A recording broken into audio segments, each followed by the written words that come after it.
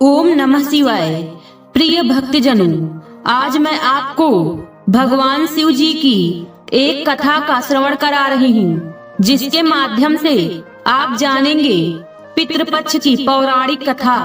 अगर आप यह प्रेरणादायक कथा सुन रहे हैं तो पूरा सुने, इसे आधा अधूरा छोड़कर जाने की गलती न करें। इस पवित्र कथा के माध्यम से आप भगवान शिव से नई सीख प्राप्त करेंगे, इसलिए इस पवित्र कथा को पूर्ण भाव और निष्ठा के साथ सुने और भगवान शिव का आशीर्वाद प्राप्त करें। तो चलिए कथा को प्रारंभ करते हैं। पितृपक्ष की पौराणिक कथा। हिंदू धर्म में पितृपक्ष की अवधि को बहुत ही महत्वपूर्ण माना जाता है। इस अवधि में पितरों के निमित्त श्राद्ध, तर्पण और पिंडदान आदि करने का विधान है। माना जाता है कि इससे उन्हें तृप्ति मिलती है और वे हमें सुख समृद्धि का आशीर्वाद देते हैं।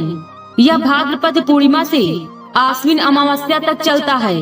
पितर पक्ष में तर्पण और पिंडदान से पितर प्रसन्न होते हैं। पितर पक्ष की लगभग 15 दिन की अवधि होती है, जिसमें लोग अपने पूर्वजों को भोजन व तर्पण आदि कर उन्हें श्रद्धांजलि देते हैं। माना जाता है कि इस समय पितृलोक से धरती पर आते हैं। देखा जाए तो यह पितरों की कृपा प्राप्ति के लिए एक उत्तम समय माना गया है। वहीं अगर कोई व्यक्ति पितर दोष से परेशान है तो पितर पक्ष में वह इससे छुटकारा पाने के उपाय भी कर सकता है, जो लाभकारी साबित होते हैं। पितर पक्ष की शुरुआत भाद्रपद पूर्णिमा से होती है और यह आश्विन माह की अमावस्या तिथि तक चलता है। इस बार पितर पक्ष 18 सितंबर 2024 से शुरू हो गया है, जो 2 अक्टूबर तक रहेगा। इस दौरान लोग अपने पितरों के निमित्त आश्विन कृष्ण पक्ष में तर्पण और श्राद्ध कर्म आदि करते हैं। इन्हें श्राद्ध के नाम से भी जाना जाता है। अभी पितर पक्ष चल रहा है और 16 दिन के श्राद्ध पक्ष में सनातन धर्मी अपने पितरों को याद करते हैं और उनकी आत्मा की शांति के लिए सभी वैदिक अनुष्ठान करते हैं। लेकिन बहुत कम लोग जानते हैं कि 16 दिन का पितृपक्ष दानवीर कर्ण की एक भूल के कारण मनाया जाता है और कर्ण के कारण ही पितृपक्ष मनाने की परंपरा शुरू हुई थी। आइए जानते हैं इसके पीछे क्या है। धार्मिक मान्यता। पुराणों के मुताबिक पितृपक्ष में दान पुण्य का विशेष विधान होता है और इसका फल जीवात्मा को स्वर्गलोक में प्राप्त होता है। महाभारत के अनुसार बहुत समय पहले परम पिता ब्रह्मा जी से एक बहुत ही प्रतापी महर्षि अत्रि उत्पन्न हुए। उनके ही वंश में भगवान दत्तात्रेय का जन्म हुआ। फिर उनके पुत्र निमि और फिर निमि के पुत्र श्रीमान हुए। श्रीमान बहुत बड़े तपस्वी थे। उन्होंने कई सालों तक कठिन तपस्या करके अपने प्राण त्याग दिए थे। इस पर इनके पिता निमि बहुत दुखी हुए और उन्होंने अपने धर्म के अनुसार अपने पुत्र का सारा क्रियाकर्म किया। इसके बाद पितृपक्ष की चतुर्दशी तिथि मतलब 14वें दिन श्राद्ध में देने लायक सारे सामान को इकट्ठा करके बहुत ही सवेरे उठ गए। साथ साथ अपने पुत्र के मनपसंद फल और अन्न को भी इकट्ठा किया। इसके बाद उसी अमावस के दिन 7 ब्राह्मणों को बुलाकर उन्हें दक्षिण दिशा की तरफ एक कुशा के आसन पर बैठाकर अपने पुत्र के नाम पर पिंडदान किया और फिर भोजन कराया। यह सब खत्म होने के बाद महर्षि निमि को अपने आप में बड़ा पछतावा होने लगा और वह सोचने लगे कि वेदों में श्राद्ध देना पुत्र के लिए लिखा है, लेकिन मैंने बिना किसी से पूछे एक पिता होकर अपने ही पुत्र का श्राद्ध कर दिया। यह तो मैंने बहुत ही गलत किया। कहीं इसका परिणाम कुछ गलत तो नहीं हो जाएगा। यह तो ऐसा हुआ कि जिसे आज तक किसी ने नहीं किया और मैंने कर डाला। यह सब सोचते हुए महर्षि निमि ने अपने तपोबल से अपने पूर्वज महर्षि अत्रि का ध्यान किया और थोड़ी देर में अत्रि प्रकट हो गए और उन्होंने निमि के मन में चल रहे इस पछतावे का हल बताते हुए कहा कि बेटा, तुमने ये जो श्राद्ध अपने पुत्र के लिए किया है, इससे मत डरो। क्योंकि ये श्राद्ध का नियम खुद ब्रह्मा जी के द्वारा ही बनाया गया है और उन्हीं के बनाए नियम के अनुसार तुमने श्राद्ध किया है। जैसा कि नियम है कि श्राद्ध के लिए जल लाते समय भगवान वरुण को याद करना चाहिए और फिर अग्नि और सोम को याद करना चाहिए। परमपिता ब्रह्मा ने कुछ देवता भी उत्पन्न किए हैं जो पितरों के नाम से ही जाने जाते हैं, जिन्हें उत्पन्न भी कहते हैं, और श्राद्ध में इन्हीं का भाग निश्चित किया गया है। जो व्यक्ति इनकी पूजा श्रद्धा के साथ करता है उसके पूर्वजों का नरक से उद्धार हो जाता है। और इस तरह महर्षि निमि को महर्षि अत्रि ने श्राद्ध के बारे में विस्तार से बताया और फिर अपने लोक को वापस लौट गए।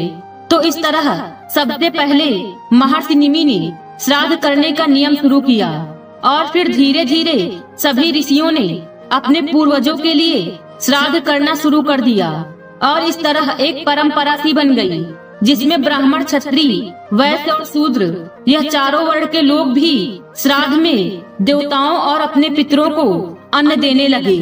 कहा जाता है कि श्राद्ध में सबसे पहला भाग अग्नि को दिया जाता है।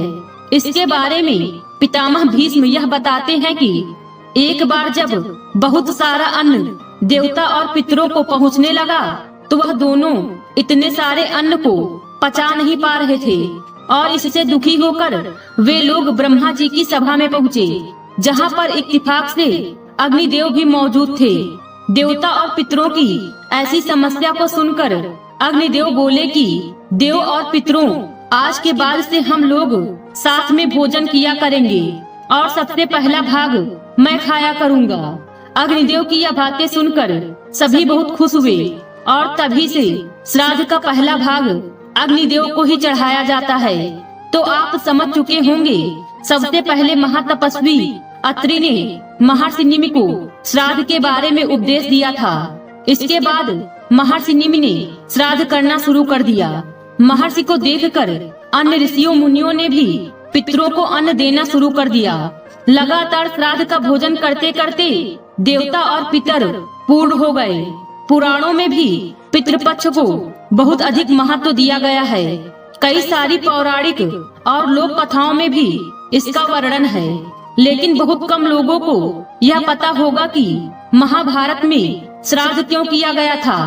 बता दें कि पितर पक्ष में श्राद्ध की शुरुआत महाभारत काल से चली आ रही है। श्राद्ध कर्म की जानकारी भीष्म पितामह ने युधिष्ठिर को दी थी। इसके पीछे की पूरी कहानी यह है कि हिंदू धर्म में पितर को 84 लाख योनियों में से एक माना गया है। मान्यता है कि विभिन्न लोकों में रहने वाली यह दिव्य आत्माएं संतुष्ट होने पर व्यक्ति पर अपना आशीर्वाद बरसाती हैं, जिससे मनुष्य को धन, यश, कीर्ति आदि की प्राप्ति होती है और कुल की वृद्धि होती है। इस तरह से देखें तो पितृपक्ष के दौरान किया जाने वाला श्राद्ध पूर्वजों के प्रति अपनी श्रद्धा और कृतज्ञता को व्यक्त करने का माध्यम है, जिससे प्रसन्न होकर पितर सुख समृद्धि प्रदान करते हैं। मान्यता है कि जब मृत्यु के बाद सूर्य पुत्र कर्ण की आत्मा स्वर्ग पहुंची तो उन्हें वहां पर खाने के लिए भोजन की बजाय ढेर सारा स्वर्ण दिया गया। तब उन्होंने इंद्र देवता से इसका कारण पूछा। इंद्रदेव ने कर्ण को बताया कि पृथ्वी पर रहते हुए उन्होंने कभी भी अपने पितरों के निमित्त भोजन, दान, तर्पण आदि नहीं किया। तब कर्ण ने जवाब दिया कि उन्हें अपने पूर्वजों के बारे में कुछ भी ज्ञात नहीं था, इसलिए अनजाने में उनसे यह भूल हुई। दानवीर कर्ण अपनी दानवीरता के लिए जाने जाते थे और जीवन भर उन्होंने गरीबों और जरूरतमंदों को धन और स्वर्ण का दान किया। अपने द्वार पर आने वाले किसी भी व्यक्ति को उन्होंने बिना धन दिए लौटने नहीं दिया। लेकिन कर्ण ने अपने जीवन काल में अन्न दान नहीं किया। अंतिम समय में जब कर्ण ने मृत्यु लोक छोड़ा और स्वर्ग पहुँचे तो उन्हें खूब सोना दिया गया और खाने के लिए कुछ भी नहीं दिया गया। कर्ण ने जब भगवान इंद्र से इसका कारण पूछा तो देवराज इंद्र ने बताया कि उन्होंने जीवन भर सोना ही दान किया है और पितरों की आत्मा की शांति के लिए कभी भी अन्न दान नहीं किया, इसलिए उन्हें अन्न नहीं दिया गया। तब कर्ण ने इस बात को लेकर अनभिज्ञता जाहिर करते हुए कहा कि मुझे अन्नदान के महत्व की जानकारी नहीं थी। कर्ण को जब अपनी गलती का एहसास हुआ तो उन्हें अपनी गलती सुधारने के लिए एक बार 16 दिन के लिए धरती पर भेजा गया था। इन 16 दिनों में कर्ण ने अपने पूर्वजों को याद करते हुए तर्पण किया, भूखे और गरीबों को अन्न दान किया और फिर स्वर्गलोक चले गए। ऐसी मान्यता है कि तभी से 16 दिन का पितृपक्ष मनाने की परंपरा चली आ रही है और इस दौरान लोग अपने मृत पूर्वजों को याद कर भोजन का आयोजन करते हैं। साथ ही इस बात का भी ध्यान रखना चाहिए कि पितृपक्ष के दौरान यदि कोई भिक्षा मांगने आए तो उन्हें कभी खाली हाथ नहीं जाने देना चाहिए। पितर कभी भी अपनी संतानों को परेशान नहीं करना चाहते हैं। वे बहुत दयालु होते हैं, लेकिन संतानों की उपेक्षा से दुखी हो जाते हैं, क्योंकि संतान के द्वारा श्राद्ध कर्म और पिंडदान आदि करने पर उन्हें तृप्ति मिलती है और वे अपनी संतानों को धन धान्य और खुश रहने का आशीर्वाद देते हैं। पितर यह नहीं चाहते कि उनकी संतानें उन्हें तृप्त करने के लिए बहुत कुछ करें। वे श्रद्धा भाव से किए गए श्राद्ध को खुशी के साथ स्वीकारते हैं। कहा भी गया है कि श्रद्धा के बिना श्राद्ध अधूरा होता है। पितृपक्ष की पौराणिक कथा। भगवान शिव से एक बार नंदी और अन्य गणों ने पूछा, हे प्रभु, पृथ्वी पर लोग अपने मृत पितरों का श्राद्ध करते हैं, उनकी रुचि का भोजन ब्राह्मणों आदि को कराते हैं, पर क्या पितृलोक से पृथ्वी पर आकर श्राद्ध में भोजन करते पितरों को किसी ने देखा भी है? भगवान शिव ने कहा, हे गणों, तुम्हारी शंका का निवारण करने के लिए मैं देवी सीता के साथ हुई घटना सुनाता हूँ। सीता जी ने पुष्कर तीर्थ में अपने ससुर आदि 3 पितरों को श्राद्ध में निमंत्रित ब्राह्मणों के शरीर में देखा था। वह कथा सुनो। भगवान शिव कहते हैं, हे गणों, यह तो तुम्हें ज्ञात ही है कि श्री राम अपने पिता दशरथ की आज्ञा के बाद वन गमन कर गए थे। साथ में देवी सीता भी थी। बाद में श्री राम को यह पता लग चुका था कि उनके पिता उनके वियोग में शरीर त्याग चुके हैं। भगवान श्री राम जब भगवती सीता तथा लक्ष्मण के साथ चित्रकूट से चलकर महर्षि अत्रि के आश्रम पर पहुँचे, तब उन्होंने मुनिश्रेष्ठ अत्रि से पूछा, महामुनि, इस पृथ्वी पर कौन कौन से पुण्यमय तीर्थ हैं, जहाँ जाकर मनुष्य को अपने बंधुओं के वियोग का दुख नहीं उठाना पड़ता? वहाँ का श्राद्ध आदि कर्म पितरों की सदगति में सहायक बनता है। भगवान, यदि कोई ऐसा स्थान हो तो कृपा करके वह मुझे बताइए। मुनिवर अत्रि बोले, वत्स राम, आपने बड़ा उत्तम प्रश्न किया है। मेरे पिता ब्रह्मा जी द्वारा निर्मित एक उत्तम तीर्थ है जो पुष्कर के नाम से विख्यात है। वहाँ जाकर आप अपने पितरों दशरथ आदि को श्रद्धादि पिंडदान से तृप्त करें। वहाँ पिंडदान करने से पितरों की मुक्ति हो जाती है। यह सुनकर राम जी बड़े प्रसन्न हुए। उन्होंने पुष्कर जाने का मन बनाया। वे रिछवान पर्वत, विदिशा नगरी तथा चर्मवती को पार कर यज्ञ पर्वत पर गए। वहाँ से मध्यम पुष्कर गए। वहाँ स्नान करके उन्होंने देवताओं तथा पितरों का तर्पण किया। उसी समय मुनिश्रेष्ठ मार्कंडेय अपने शिष्यों के साथ वहाँ आए। भगवान श्री राम ने महामुनि को प्रणाम किया और कहा, मुने, मैं महर्षि अत्रि की आज्ञा से यहाँ अवयोगा तीर्थ में पितरों का श्राद्ध करने उपस्थित हुआ हूँ। मार्कंडेय ने कहा, रघुनंदन, आप बड़ा ही पुण्य कार्य करने जा रहे हैं। आप यहाँ राजा दशरथ का श्राद्ध कीजिए। हम सभी विप्रगण श्राद्ध में उपस्थित रहेंगे। श्री रघुनाथ जी से ऐसा कहकर वे सभी ऋषि स्नान के लिए चले गए। इधर श्री राम जी ने लक्ष्मण जी को श्राद्ध कर्म की सामग्री एकत्रित करने के लिए कहा। श्री लक्ष्मण जी जंगल से अच्छे अच्छे फलों को ले आए। श्री जानकी जी ने भोजन बनाया। श्री राम जी अवयोगा नाम की बावली में स्नान कर मुनियों के आने की प्रतीक्षा करने लगे। दोपहरी में जब कुतुब वेला में आई, यानी दिन का 8वां मुहूर्त अथवा दोपहर हो गई, उसी समय ऋषिगण उपस्थित हो गए। मुनियों को आया देख सीता माता वहाँ से हट गई और झाड़ियों के पीछे हो गई। श्री राम जी विधि पूर्वक श्राद्ध में ब्राह्मणों को भोजन कराने लगे। श्राद्ध की प्रक्रिया पूर्ण करके ब्राह्मणों के विसर्जन के अनंतर श्री राम जी ने देवी सीता से कहा, प्रिय, यहाँ आए मुनियों को देखकर तुम छिप क्यों गई? सीता जी बोली, नाथ, मैंने जो आश्चर्य देखा उसे बताती हूँ, सुनिए। आपके द्वारा नाम गोत्र का उच्चारण होते ही स्वर्गीय महाराज यहाँ आकर उपस्थित हो गए। उनके साथ उन्हीं के समान रूपरेखा वाले 2 पुरुष और आए थे, जो सब प्रकार के आभूषण धारण किए हुए थे।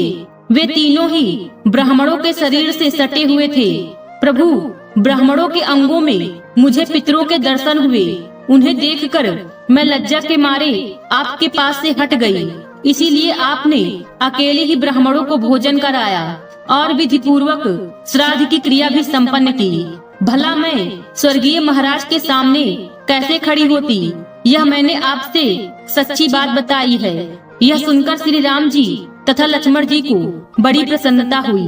भगवान शिव कहते हैं, इस कहानी को सभी को श्राद्ध के दौरान सुनना चाहिए। उसके बाद नंदी और गढ़ बोले, हे भगवान, आपकी इस कथा से मेरी शंका का उचित निवारण हो गया है।